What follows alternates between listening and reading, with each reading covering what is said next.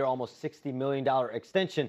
As far as their hopes still to compete for a championship, though, that hinges on Kyrie Irving coming back. That's the linchpin of everything that they do there. He is so big for them on the court as a scorer, as a leader. And I spoke to him the other night when he committed to a new 3-year, $119 million deal to stay in Dallas. And he really believes when he's back in the lineup that this team can compete for a championship. The Mavs are not going to be rushing him back, even if it's all season. But he is angling and hoping that he's back at some point in January or February. The Mavs season hinges on that. But the fact that he took that number, 119, it gives them the ability to go out and use the taxpayer mid-level exception.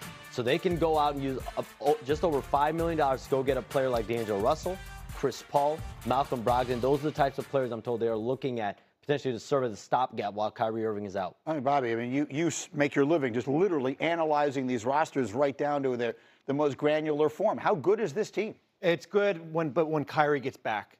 That's going to be the biggest question. I had circled the number 36, and the 36 meant for that's the number that Kyrie Irving had to sign for with his new contract. And as Sham says, that gives them the ultimate flexibility because they are going to need to find a temporary replacement and a starting quality point guard, whether it be D'Angelo Russell or Chris Paul, to hold the fort when Kyrie Irving comes back.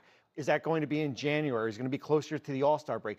This Western Conference is a bear. They cannot be buried. If they're in a situation maybe where Golden State was before they got Jimmy Butler and then hit the ground running, yes, they can compete with any of these teams in the Western Conference. Well, look, anytime you have a trade the magnitude of Luka to the Lakers, and candidly, I'm not sure how many trades of that magnitude we've had, you are always going to measure one team versus the other as far as how it went. So while we're sitting here and Wilbon is sitting there saying the Mavericks could be the team to beat, ESPN Bet doesn't see it that way at all. Let me show you on A9 here.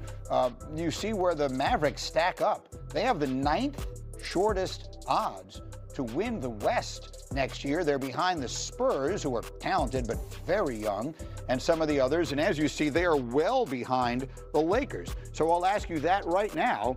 Back to Markieff. You were on both sides of this last year. You were on the Mavericks and you were in the trade, so you were there with the Lakers. And I know you have, your affinities and whatever allegiances, whatever they may be. But as an analyst, like which of those teams do you think looks closer? Which of those teams right now do you think could be in the finals next year?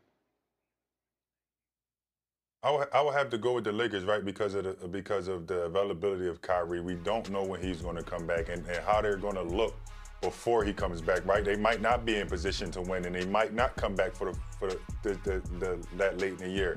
But if you look at the Lakers, before the playoffs started, like I said earlier, everybody had the Lakers at winning the playoffs. They thought we were going to be OKC, and they're bringing the exact team back with a group led by Luka Doncic, LeBron James, Austin Reeves. They're one piece away from competing for the title. I think they go and get it big, don't put too much, don't move too many of your core pieces, and they put themselves right in position, the same position they was in last year. What is that piece? The new ownership in LA obviously also will take over at some point in all of this. One of these all the money in the world kind of people in Mark Walter, which will also probably in the long run start to change the paradigm a little bit there. But we know what the one piece they need is. Where are they looking? It's clear. It's abundantly obvious. Rob Pelinka has said it publicly. It's that center position. The Lakers want to go find a starting caliber center, whether that's in trade, whether that's in free agency. Players like Brook Lopez, Clint Capella, Al Horford will all be free agents. So who can they go land as a lob threat, as someone that can help them at the 5 with Luka Doncic, LeBron James, and Austin Reeves? They also have the Dorian Finney-Smith of it all. He's got a player option where if he opts in, it provides some clarity. But what is the market out there for Dorian Finney-Smith? And if they potentially lose him as a free agent, how does that impact them with the potential, I believe, taxpayer mid-level exception then they would have to use at their disposal? So they have some question marks internally, but also who's that 5-man going to be? Yeah, go ahead, Bob. Yeah, no, I mean, let's set the stage.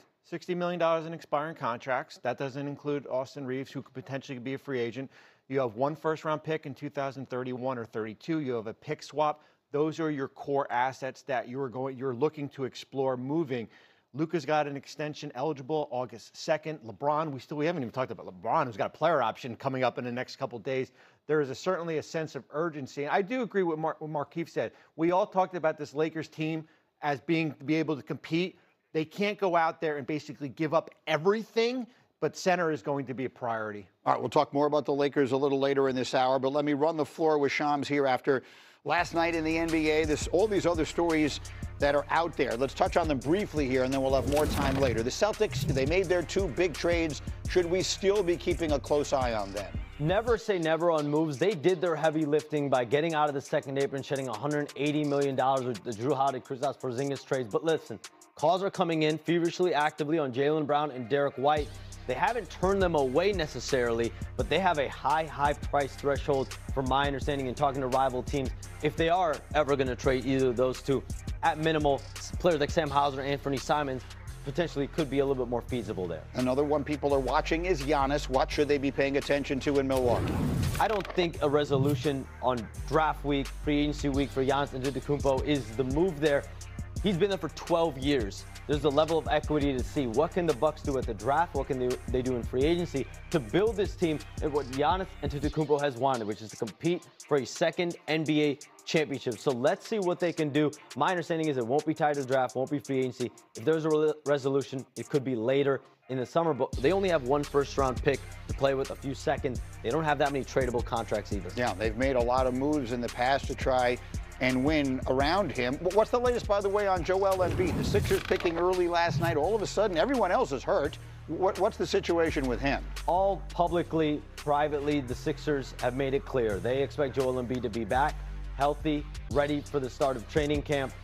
Their entire 25-26 NBA season hinges on Joel Embiid's health, period. Any chance they have to compete for a championship, is Joel Embiid going to be close to 100%? That's it. Yes, I mean, with the thing with the Sixers, like all of a sudden, like the world, they were the team that was always hurt. Now suddenly everyone else in the East is hurt. It's as wide open as can be.